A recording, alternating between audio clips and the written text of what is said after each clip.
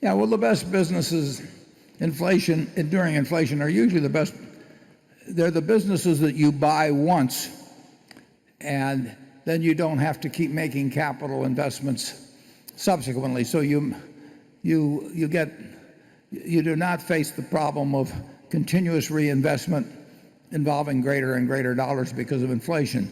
That's one reason real estate in general is good during inflation. If you built your own house 55 years ago like Charlie did, or bought one 55 years ago like I did, it's a one-time outlay. Whereas if you get an inflationary expansion in replacement capital without having to replace yourself.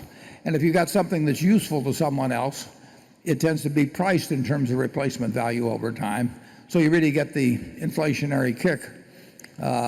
Now, if you're in a business such as the utility business or the railroad business, it just keeps eating up more and more money, and your depreciation charges are inadequate, and you're kidding yourself as to your real economic profits. So any business with heavy capital investment tends to be a poor business to be in inflation, and often it's a poor business to be in generally.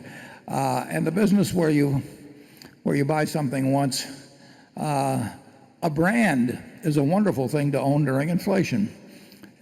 See's Candy built their brand many years ago. Now we've had to nourish it as we've gone along, but the value of that brand increases during inflation, just as the value of really any strongly branded goods. Gillette bought the entire radio rights to the World Series in 1939. And as I remember, it cost them $100,000, and for that they got to broadcast the Yankees, I think, versus the Reds in 1939. And think of the number of impressions they made on minds in 1939 for $100,000. And they were getting into the minds of young guys like myself. I was 8 or 9, and millions of people. And they did it in those dollars then. And of course, if you were going to go out and try and have a similar impressions on millions of minds now, it costs a fortune. And part of that's due to inflation, part of it's due to other things. But it was a great investment which could be made in 1939 that paid off in terms of selling razors and blades in 1960 and 1970 and 1980 So that's the kind of business you want to own. Charlie? Well, yeah, but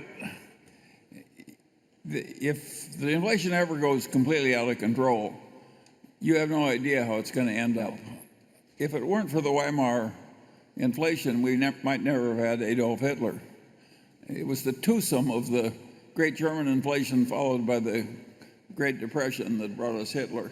And think of the price that the world paid for that one. We don't want inflation because it's good for See's Candy. No, I didn't quite realize I was proposing that. I wasn't criticizing it. What's good for See's Candy is good for the United States.